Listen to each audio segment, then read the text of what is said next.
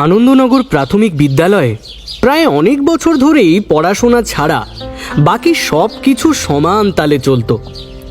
এই যেমন ধরো ছাত্রছাত্রীদের খেলাধুলা, দুষ্টুমি, মারামারি, বিদ্যালয় অপরিচ্ছন্ন রাখা, ইচ্ছে হলে স্কুলে আসা, মাস্টারমশাইদের স্কুলে এসে নাক ডেকে চেয়ারে হেলান দিয়ে ঘুমোনো, দিদিমণিদের আসন সেলাই, উল বোনা, আবার কোনো কোনো ছেলে মেয়েদের দিয়ে শিক্ষক শিক্ষিকারা নিজেদের শরীর মাসাজ কিংবা চুল আঁচড়ে পরিপাটি করে বিনুনি করে দেওয়ার কাজও করিয়ে নিতেন। এই আনন্দপুর প্রাথমিক বিদ্যালয়ে কেন পড়াশোনা হয় না, এই প্রশ্নটা কেউ কোনোদিনও করেনি। একদিন এই স্কুলে 1 মাসের প্রধান শিক্ষিকা হয়ে এলেন শ্রীমতী সুধা সেন। প্রথম দিন স্কুলে ঢুকেই তিনি বেশ অবাক হয়ে যান। এটা স্কুল না ইচ্ছে মতো সময় কাটানোর জায়গা? স্কুলের বারান্দায় দাঁড়িয়ে প্রধান শিক্ষিকা সুধা সেন বেশ জোরে জোরে স্কুলের ঘন্টাটা বাজাতে লাগলেন। যেই না তিনি বারান্দায় দাঁড়িয়ে ঘন্টাটা বাজাতে শুরু করলেন, ব্যাস অমনি শুরু হলো এক মহাপ্রলয়। আচ্ছা, জ্বালাতন তো এই সময়ে। কে অসভ্যের মতো ঘন্টা বাজিয়ে যাচ্ছে? সবে ঘুমটা গাঢ় হচ্ছিল। ঝন্টু, এটা কি তোর ঘন্টা বাজানোর সময়? আজ তোর চাকরি যদি না খেয়েছি তো আমার নামও শশীচরণ নয়।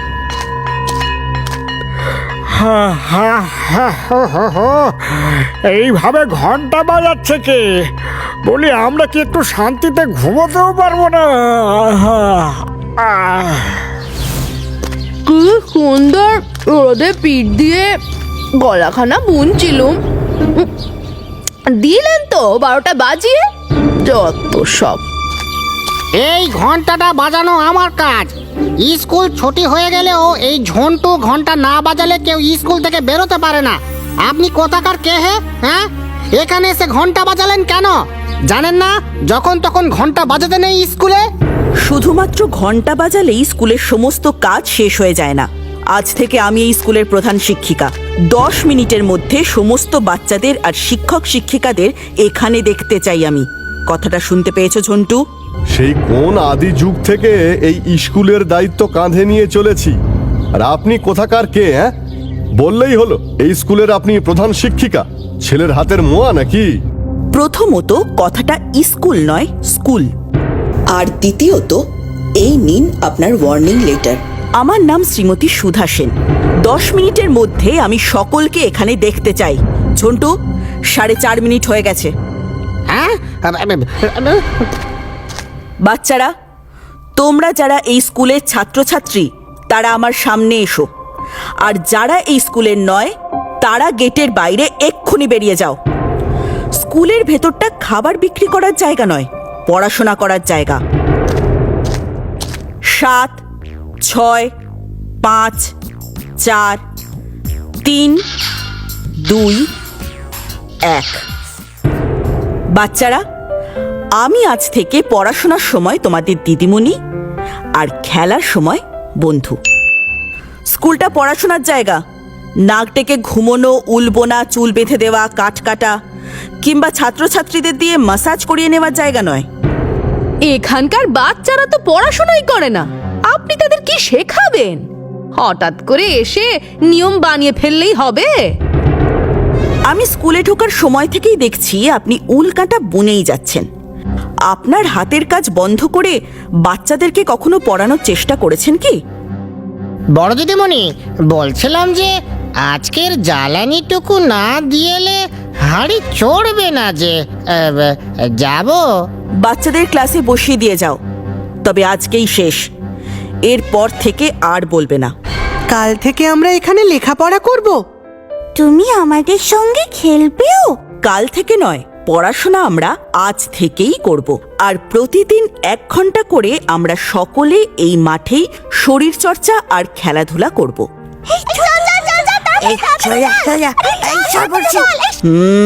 একটা লাইন করে মুখে আঙুল দিয়ে চুপচাপ হেঁটে যাবে। কারো মুখে কোনো শব্দ যেন আমি শুনতে না পাই।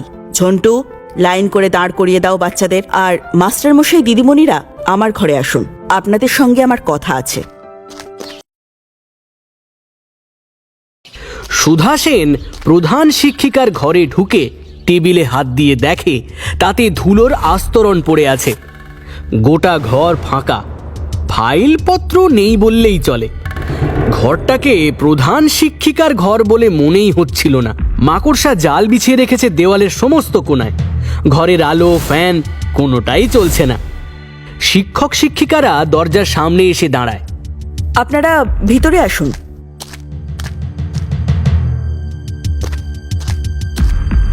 শুনুন, আপনাদের জন্য আমি একটা রুটিন বানিয়ে দিচ্ছি। সেই রুটিন মেনেই আপনাদের স্কুলে আসতে হবে, ক্লাস নিতে হবে। স্কুলের লাইব্রেরিতে কটা বই আছে বা কটা নতুন বই আনতে হবে সেগুলো দেখাশোনাও করতে হবে। প্রার্থনা চলাকালীন বা প্রার্থনার শেষে কোনো শিক্ষক শিক্ষিকা স্কুলে ঢুকলে তাকে সেই দিনের জন্য অনুপস্থিত ধরা হবে।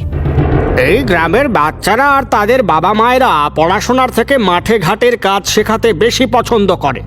তাদের বাচ্চাদের এখন কি স্কুলে সেই সব শেখানো হবে? এত শাসন করে কখনো বাচ্চাদের পড়াশোনা শেখানো যায়?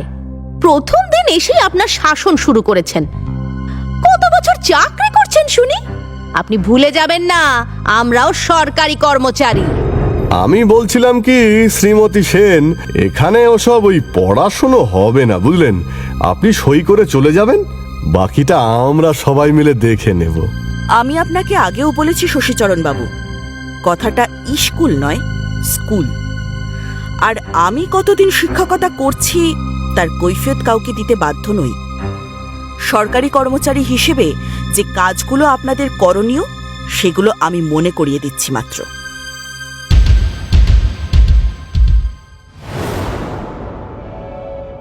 তোমাদের সবার সাথে আজ আমি বন্ধুত্ব করতে এসেছি। এবার তোমরা একজন একজন করে তোমাদের নাম বলো দেখি। আমি বাদল দাস, স্কুলের পেছন পাড়ায় থাকি, খেতে আর খেলতে ভালোবাসি। আমার নাম শিউলি, স্কুল থেকে 10টা বাড়ির পরেই আমাদের বাড়ি। আমার নাম রাজা বিশ্বাস, এই গ্রামের প্রধানের নাতি আমি। আমি আমার মতো চলি, মাস্টার মশাইরা আমার দাদুর কথা মতো চলে। আপনিও তাই করবেন, বুঝেছেন? তুমি এক্ষুনি আমার ক্লাস থেকে বেরিয়ে যাও, আর কোনোদিনও এই স্কুলে আসবে না।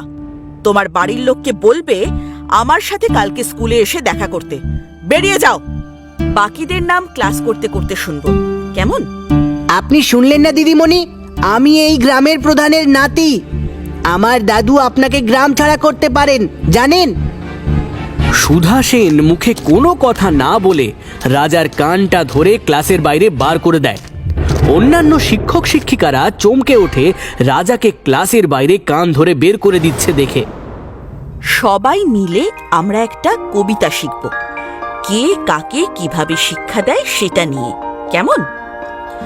তোমরা সবাই আমার সাথে বলবে। আগে সবটা শোনো, ঠিক আছে? বলবে তো? আকাশ আমায় শিক্ষা দিল উদার হতে ভাইরে, কর্মী হবার মন্ত্র আমি বায়ুর কাছে পাইরে। এই কবিতাটা লিখেছেন সুনির্মল বসু। কবিতাটির নাম সবার আমি ছাত্র। ভালো না? দেখলে তো, সবাই সবার থেকে কিছু না কিছু শেখে। আমিও আজ তোমাদের থেকে কিছু শিখব, তোমরা আমার থেকে কিছু শিখবে। কারণ আমরা একে অপরের বন্ধু যে, মনে আছে তো? এবার বলো দেখি আমার সাথে। তোমাকে আমরা মিষ্টি দিদিমণি বলে ডাকতে পারি? তুমি রেগে যাবে না তো? তোমাদের যেটা বলে ডাকতে ভালো লাগে তোমরা সেটা বলে ডেকো, আমি একটুও রাগ করব না। কিন্তু পড়াশোনা করতে হবে, মনে থাকবে তো? যাও, আজ তাহলে তোমাদের সবার ছুটি। কাল সকাল 10টার মধ্যে স্কুলে আসতে হবে। 10টার পরে এলে আর কাউকে ঢুকতে দেব না। শশীচরণ বাবু, বাইরে যে বাচ্চাটি দাঁড়িয়ে আছে ওকে একবার ভেতরে আসতে বলুন। আপনারা দাঁড়িয়ে আছেন কেন? বসুন। দেখুন, আপনি প্রথম দিন এসেই যা করে ফেলেছেন সেটা একটা গ্রামকে উত্তেজিত করার জন্য যথেষ্ট। এটা আপনার শহর নয়, এখানে যা ইচ্ছে করা যায় না। প্রধানের নাতিকে আপনি ক্লাস থেকে বের করে দিয়েছেন। এবার গ্রামে একটা আগুন লাগবে। আপনার এই সমস্ত নিয়ম এখানে চলবে না।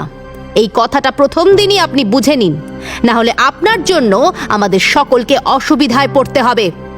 স্বামী সন্তান নিয়ে ঘর করি, রাস্তাঘাটে চলাফেরা করতে হয় আমাদের। আর দাঁড়িয়ে থাকতে হবে না, ভেতরে এসো। আমি তোমাকে যা বলেছি সেটা তোমার মনে থাকবে তো? তোমার বাবা মাকে নিয়ে কাল স্কুলে আসার পর সবার আগে আমার সাথে দেখা করবে।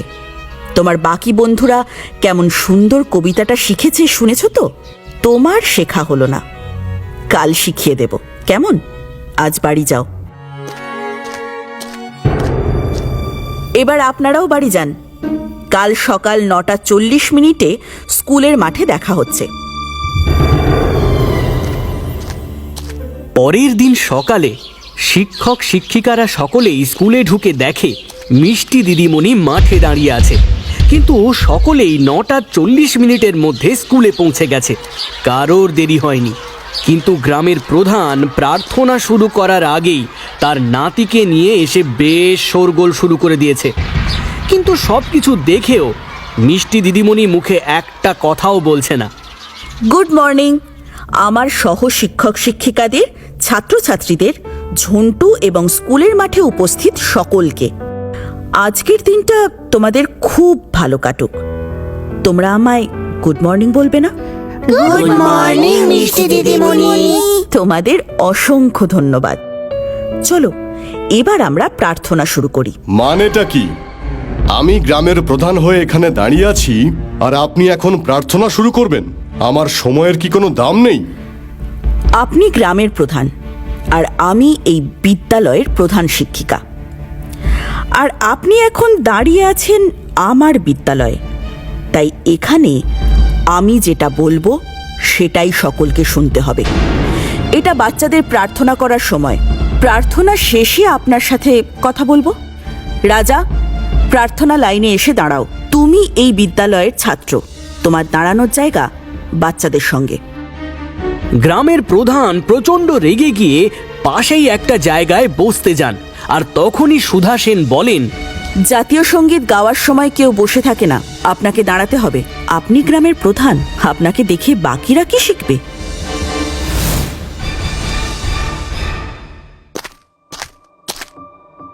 আপনি দয়া করে একটু বাইরে অপেক্ষা করুন, আমি আমার শিক্ষক শিক্ষিকাদের ক্লাসে পাঠিয়ে আপনার সাথে কথা বলবো। রাজা আর গ্রামের প্রধান শিক্ষিকার দরজার বাইরেই দাঁড়িয়ে থাকেন। বাকি শিক্ষক শিক্ষিকারা ক্লাস নিতে চলে গেলেও শশীচরণ বাবু রয়ে যান। শিক্ষক শিক্ষিকারা চলে যাওয়ার পর সুধা সেন তাদের ভেতরে আসতে বলেন। প্রধান তার পাশের চেয়ারে নাতিকে বসতে বললেই সুধা সেন রাগ দেখিয়ে বারণ করে তাকে। কি করছেন কি আপনি? ওই স্কুলের ছাত্র, ও কিনা শিক্ষক শিক্ষিকাদের বসার চেয়ারে বসবে? আলবাদ বসবে, ও আমার নাতি। আমি এই গ্রামের প্রধান। ও এই গ্রামের আর 5টা বাচ্চাদের থেকে একেবারে আলাদা। আপনি বোধহয় সেটা ভুলে গেছেন। দাঁড়াও রাজা, তুমি আজকে কোনো বই খাতাই তো নিয়ে আসোনি। স্কুলে ক্লাস করবে কি করে? আর রাজা যতক্ষণ স্কুলে থাকবে ততক্ষণ পর্যন্ত আর 5টা ছাত্রছাত্রীর মতো ও একজন সাধারণ ছাত্র। গ্রামের প্রধানের নাতি সেটা শুধুমাত্র বাড়িতে, আর স্কুলের বাইরে। ও অন্যায় করেছে। আমি যতক্ষণ না ওকে ক্লাস করার অনুমতি দিচ্ছি ততক্ষণ পর্যন্ত ও ক্লাসরুমের বাইরেই দাঁড়িয়ে থাকবে। এই স্কুলের বর্তমান প্রধান শিক্ষিকা হিসেবে গতকাল থেকে আমি দায়িত্ব নিয়েছি। আপনার সাথে এমনিতেই আমার স্কুলের বিষয়ে কিছু কথা ছিল, তবে সেটা এত তাড়াতাড়ি দেখা হয়ে যাবে ভাবিনি। রাজা, তুমি বাইরে গিয়ে দাঁড়াও। শশীচরণ বাবু, আমার ওনার সাথে কিছু কথা আছে, আপনি একটু বাইরে যান। আমার সঙ্গে আপনার কি কথা? দেখুন, রাজা ভালো ছেলে। এই বয়সে আপনার দম্ভ ওর ভেতরে ঢুকিয়ে দেবেন না। ওকে পড়াশোনা শিখিয়ে মানুষ হতে সাহায্য করুন। আমি আশা করব আপনি আমাকে এই বিষয়ে সাহায্য করবেন। আর এই স্কুলের রংটা একেবারে ফ্যাকাশে হয়ে গেছে। কয়েকজন মিস্ত্রি চাই কালকের মধ্যেই এই স্কুলটা রং করার জন্যে। আমি আপনাকে কোনো রকম অপমান করার জন্য এখানে ডেকে আনিনি। আমি আমার দায়িত্ব পালন করছি মাত্র। আমি আপনার সম্পর্কে অনেক কথা শুনেছিলাম, কিন্তু আপনার সঙ্গে পরিচয় হওয়ার পরে আমার সেই ভুলটা ভেঙে গেছে। আমি কাল মিস্ত্রি পাঠিয়ে দেবো স্কুলটা রং করার জন্য। গ্রামে শিক্ষার আলো ফুটলে এর থেকে তো আর আনন্দের কিছু হতেই পারে না। আমার নাতিকে যদি আপনি ক্লাস করার অনুমতি দেন তাহলে আমার খুব ভালো লাগবে। হ্যাঁ, অবশ্যই ক্লাস করবে। গ্রামের বাচ্চাদের পড়াশোনা শিখিয়ে শিক্ষিত করা হচ্ছে। দাঁড়াও, এতদিনের সাজানো ঘুঁটি দুদিনের দিদিমণি এসে নষ্ট করে দেবে? আমি এটা কিছুতেই মেনে নেব না। আমাকে খুব সাবধানে দান চলতে হবে, যাতে সাপও মরে আর লাঠিও না ভাঙে। ভোর হতে না হতেই মিস্ত্রিরা স্কুল পরিষ্কার করে রং করার কাজ শুরু করে দেয়। এত দিনের পুরনো স্কুলটা এভাবে নতুন করে সেজে উঠছে দেখে সকলেই মনে মনে বেশ আনন্দ পায়। স্কুলের নাম লেখা নতুন বোর্ড, মাঠ ভর্তি সবুজ গাছ আর নতুন রং করা স্কুল দেখে যারা স্কুলে আসতে চাইতো না তারাও আজ স্কুলমুখী হয়েছে। প্রধান শিক্ষিকা সকলকে নিজের হাতে প্রার্থনার লাইনে দাঁড় করিয়ে লজেন্স, বিস্কুট এই সব দিচ্ছেন। অন্যদিকে গ্রামের প্রধান লোক লাগিয়ে রেখেছে সুধা সেনের ক্ষতি করার জন্য, যেটা কেউ ভাবতেই পারেনি। হঠাৎই শশীচরণ বাবু আর অন্যান্য শিক্ষক শিক্ষিকাদের সাথে সুধা সেন আলোচনা করে ঠিক করেন আশেপাশে কোথাও বাচ্চাদের নিয়ে তারা একটা পিকনিকের ব্যবস্থা করবেন, যাতে বাচ্চারা আরো বেশি আগ্রহী হয়ে স্কুলে আসে। শশীচরণ বাবু টাকা পয়সার কথা বলতে যাওয়ার আগেই সুধা সেন বলেন এই পিকনিকের সমস্ত খরচ তিনি নিজে দেবেন। সকলে সেই কথা শুনে ভীষণ খুশি হয়। পরের দিন সকালেই পিকনিকের জন্য বাস রেডি। সকাল সকাল সকলে বেরিয়ে পড়ে, আর ততক্ষণে মিস্ত্রিরা স্কুলের বাকি কাজকর্ম সেরে ফেলে। বাবা মায়েরা প্রথমে রাজি না হলেও পরে শিক্ষক শিক্ষিকাদের কথায় তারাও রাজি হয়ে যায় ছেলে মেয়েদেরকে নিশ্চিন্তে পিকনিকে পাঠাতে।